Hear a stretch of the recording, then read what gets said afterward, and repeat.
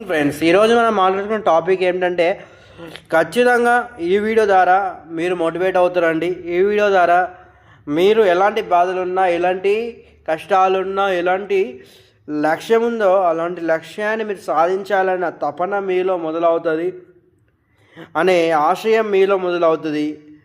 ఏదైనా పని మొదలు పెట్టుకోవాలనుకుంటే ఆ పనికి ముహూర్తం అనేది లేకుండా ఎప్పుడు చేయాలనుకుంటున్నారో అప్పుడే చేసేస్తారు. ఒక లక్ష్యాన్ని మీరు ఏర్పరచుకుంటే ఆ లక్ష్యానికి సంకల్పాన్ని దృఢ సంకల్పంగా మార్చుకుంటారు. ఈ యొక్క టాపిక్ చాలా చాలా రేటు. వీడియో స్కిప్ చేయకు. ఒక 3 అడుగుల వ్యక్తి ఒక ఐఏఎస్గా మారారు. ఏంది 3 అడుగుల వ్యక్తి ఐఏఎస్గా మారారా? ఎక్కడ నాకు సోది చెప్తున్నావా? సోది కాదు. ఉత్తరాఖండ్ ప్రాంతంలో ఆమె పుట్టారండి. ఉత్తరాఖండ్ ప్రాంతంలో డెగ్రడన్ అనే ప్రాంతంలో ఆమె పుట్టడం జరిగింది.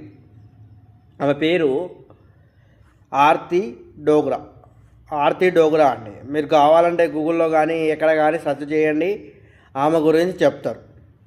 ఆమె పుట్టినప్పుడు ఆమె పుట్టినప్పుడే శరీర లోపం ద్వారా పుట్టడం జరిగిందండి.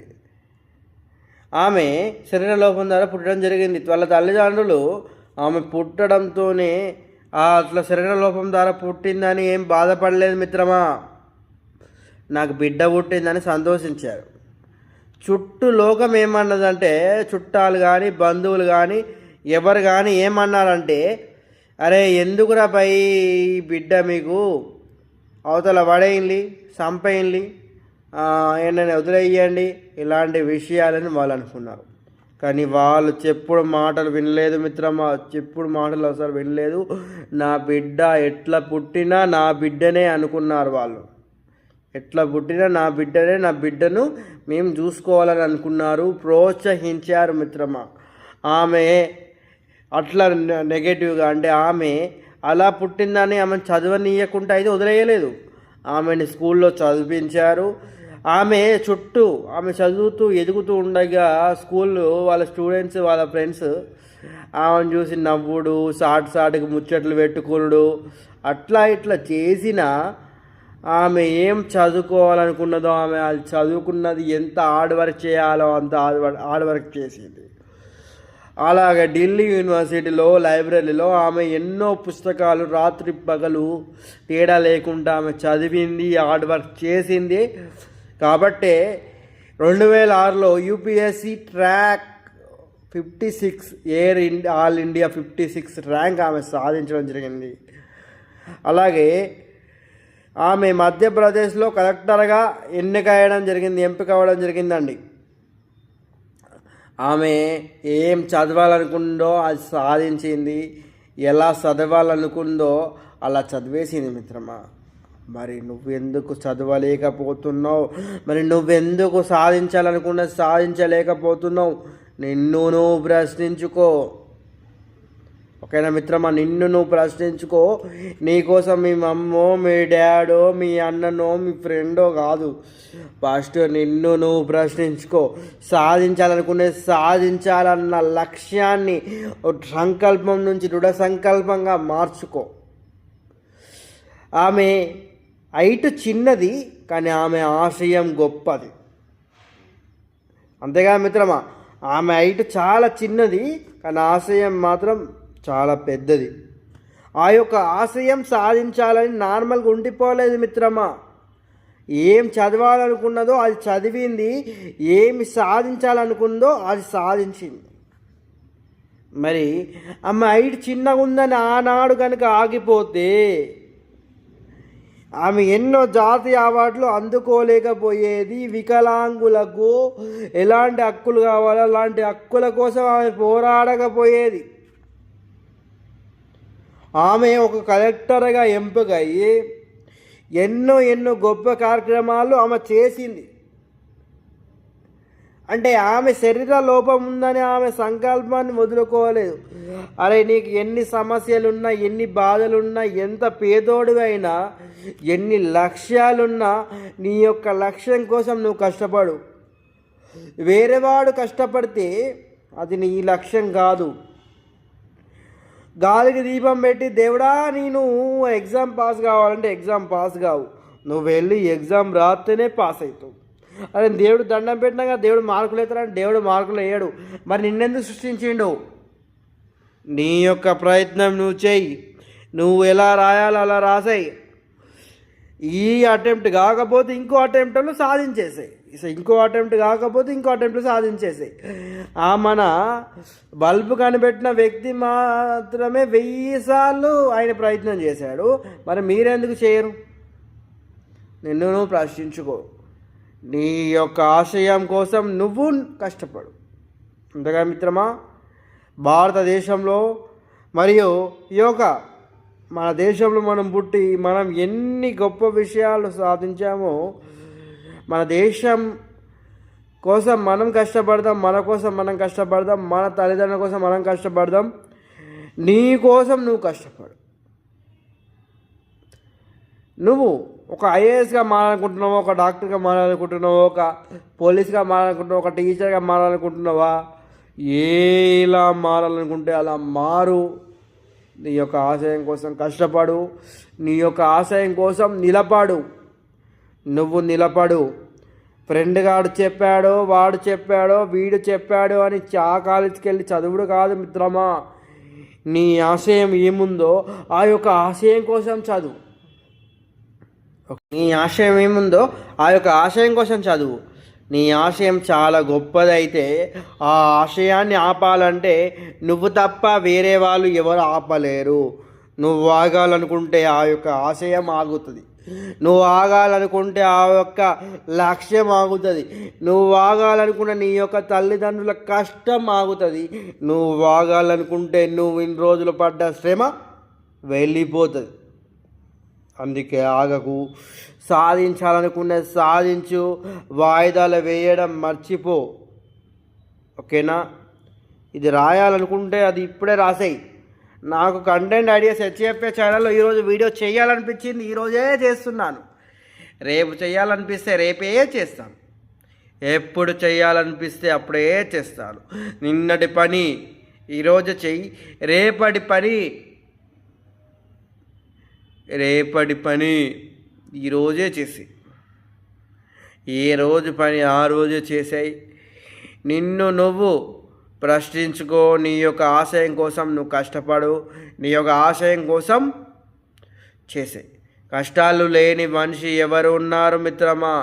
కష్టం లేని మనిషి అయితే ఎవరు లేరు. చిన్నప్పటి నుంచి నేను కష్టపడ్డాను, నేను సాధించలేదు అని నువ్వు మాత్రం భయపడకు. నీ యొక్క ఆశయం ఎక్కడుందో ఆ యొక్క ఆశయం కోసం మళ్ళీ అటెంప్ట్ చేసుకో.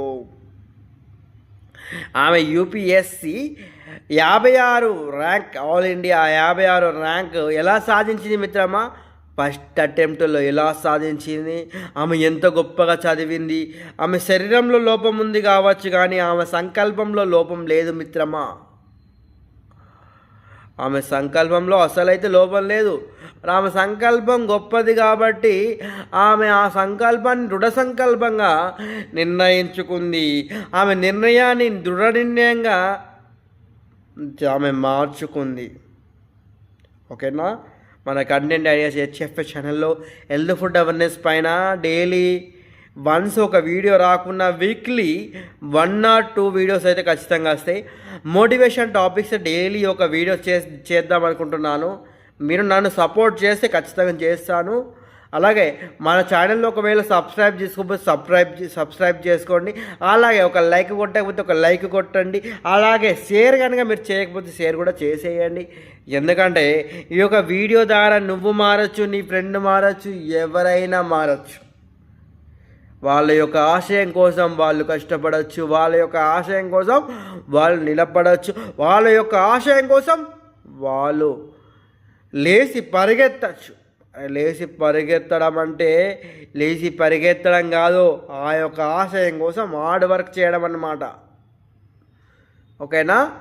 మరి ఈ యొక్క వీడియోలో మీకు ఎలాంటి అంశం నచ్చింది అనేది మీరు ఒకసారి నాకు కామెంట్ చేయండి. అలాగే ఆమె 2006లో ఆమె నిజంగా ఐఏఎస్ అయిందా కాలేదా గూగుల్లో సెర్చ్ చేయి. ఓకేనా? ఆమె నిజంగా ఐఏఎస్ ఎలా మారింది అన్నది కూడా గూగుల్లో సెర్చ్ చేయి. నేను మాట్లాడిన టాపిక్లో ఏమైనా మీకు మిస్టేక్స్ కనిపిస్తే అవి కూడా కామెంట్ చేయండి. ఓకేనా? లోపం ఎక్కడ లేదు మిత్రమా, నీ ఆలోచనలో ఉంది. ఓకేనా?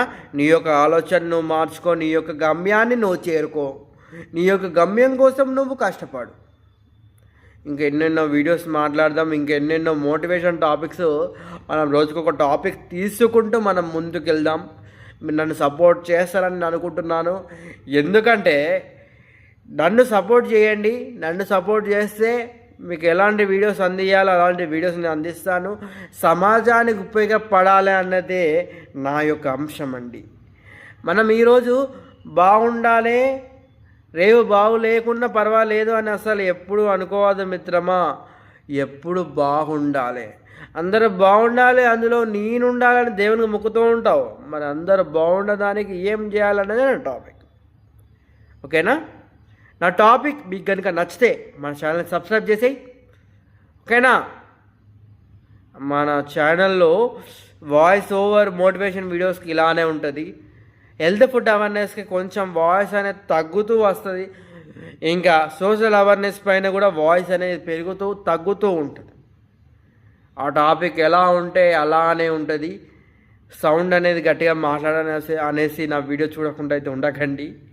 మన ఛానల్ ఖచ్చితంగా సబ్స్క్రైబ్ చేస్తారని, నాకు సపోర్ట్ చేస్తారని నేను అనుకుంటున్నాను.